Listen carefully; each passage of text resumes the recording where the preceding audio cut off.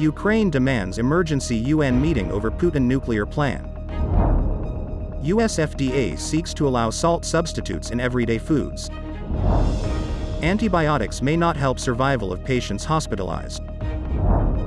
France bans TikTok, Twitter and Instagram from government staff phones. Millions in African countries need power. Rwanda frees Paul Rusesabagina of Hotel Rwanda fame. Mexico sanctioned for not protecting endangered porpoises. AI chatbot company Replica restores adult roleplay.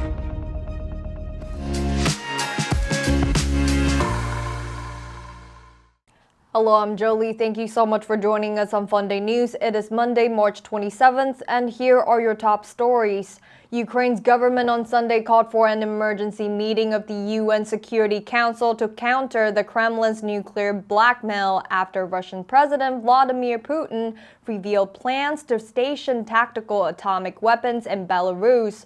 Ukraine's foreign ministry condemned the move in a statement Sunday and expected effective action to counter the Kremlin's nuclear blackmail by the UK, China, the US, and France. He called for the world must be united against someone who endangers the future of human civilization.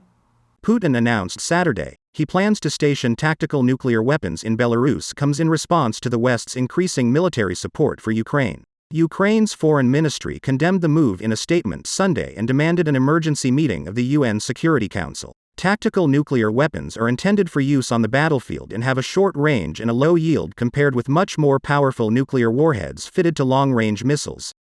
The U.S. Food and Drug Administration (FDA) on Friday said it was proposing a rule to allow the use of salt substitutes in everyday foods, including cheese, frozen peas, and canned tuna, in a bid to cut American salt consumption.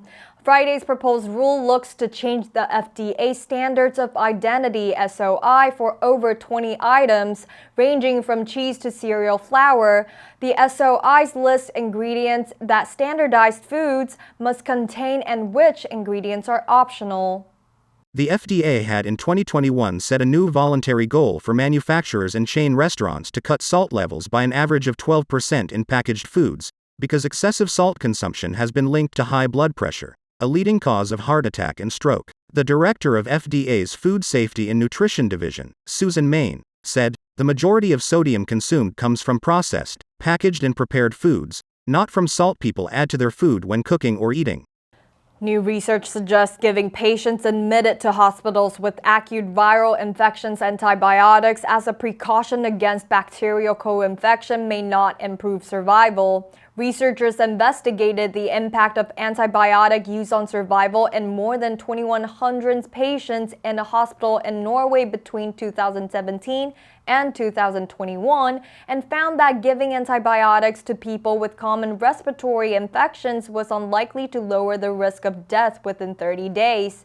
This new data revealed that there is a huge overuse of antibiotics. Lead author Dr. Margrethe Jarlsdatter Hovland from Akershus University Hospital and the University of Oslo, Norway, said, "Doctors have to dare to not give antibiotics, instead of doubting and giving antibiotics just in case." After accounting for factors including sex, age, severity of disease and underlying illnesses among patients, the researchers found those prescribed antibiotics during their hospital stay were twice as likely to die within 30 days than those not given antibiotics. France announced Friday it is banning the recreational use of TikTok, Twitter, Instagram, and other apps on government employees' phones because of concern about insufficient data security measures. The French Minister for Transformation and Public Administration, Stanislas Guerini, said in a statement that recreational apps aren't secure enough to be used in state administrative services and could present a risk for the protection of data. The ban will be monitored by France's cybersecurity agency. Guerini's office said in a message to the Associated Press that the ban also will include Twitter, Instagram, Netflix, gaming apps like Candy Crush and dating apps.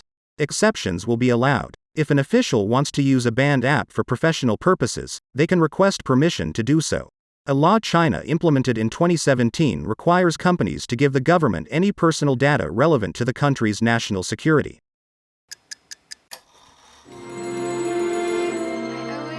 Time on my own, I never thought I could be there. take your blessings with your heartaches too. It's so easy and so wonderful to know it's you. 学习，一切从今天开始。FUNDAY 英语。From Zimbabwe, where many must work at night because it's the only time there is power, to Nigeria, where collapses of the grid are frequent, the reliable supply of electricity remains elusive across Africa. The electricity shortages that plague many of Africa's 54 countries are a serious drain on the continent's economic growth. As delegates gathered in Cape Town this month to discuss Africa's energy challenges, there was a resounding sentiment that drawn-out power shortages on the continent had to be addressed urgently.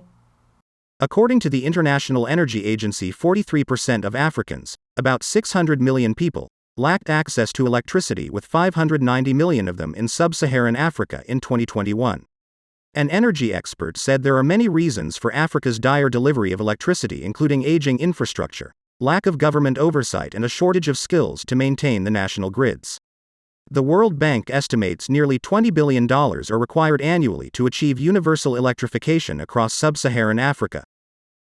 Rwanda's government has commuted the 25-year sentence of Paul Rusesabagina, who inspired the film Hotel Rwanda, for saving hundreds of countrymen from genocide, but was convicted of terrorism offenses years later in a widely criticized trial. Government spokeswoman Yolande Makolo told the Associated Press on Friday that the presidential order was issued after a request for clemency on behalf of Rusesabagina. Paul Rusesabagina was credited with sheltering more than 1,000 ethnic Tutsis at the hotel he managed during Rwanda 1994 genocide, in which over 800,000 Tutsis and Hutus who tried to protect them were killed. He received the U.S. Presidential Medal of Freedom for his efforts. Rusesabagina disappeared in 2020 during a visit to Dubai and appeared days later in Rwanda in handcuffs. He has asserted that his arrest was in response to his criticism of Kagame over alleged human rights abuses. Mexico acknowledged Saturday it faces sanctions from the international wildlife body known as CITES for not doing enough to protect the vaquita marina, a small porpoise that is the world's most endangered marine mammal. The sanctions have not yet been announced, but they could make it difficult for Mexico to export some regulated animal and plant products like crocodiles, snake skins, orchids, and cactuses. Commercial seafood species like shrimp would not be affected. Pero lo demás es pesca que no están de acuerdo a la ley. Mexico's Foreign Relations Department said CITES had ruled the protection plan inadequate, and said the full ruling, and possible sanctions, will be officially announced next week. The administration of President Andrés Manuel López Obrador has largely refused to spend money to compensate fishermen for staying out of the vaquita refuge and to stop using gill nets. The nets are set illegally to catch totoaba, a fish whose swim bladders are a delicacy in China worth thousands of dollars per pound. AI chatbot company Replic's recent removal of adult content devastated many users, some of whom consider themselves married to their chatbot companions. Replica CEO Eugenia Cuida said in a Facebook post on Friday evening, any customers who signed up for Replica before February 1st, 2023 now have the option to switch back to the earlier, more licentious version of the chatbot. Reached Saturday, Cuida said a low single-digit % of eligible users had opted to go back to the previous version. Travis Butterworth, a Replica customer, who had designated his chatbot named Lily Rose his wife, learned about the policy change late Friday on Reddit. On Saturday at 3 a.m., he decided to toggle the older version of Lily Rose back on. He said she was instantly sexual again. Kaida said users who signed up after February 1st would not be offered the option for erotic roleplay. Instead, Replica will team up with relationship experts and psychologists to build a separate app specifically for romantic relationships. FUNDAY News will help you sharpen your English skills and keep you informed about international current events. If you want to know more about our other programs and keep learning about the world's most important topics in English, please click the link in the description below to join FUNDAY for free. I'm Jolie, your host. I'll see you next time.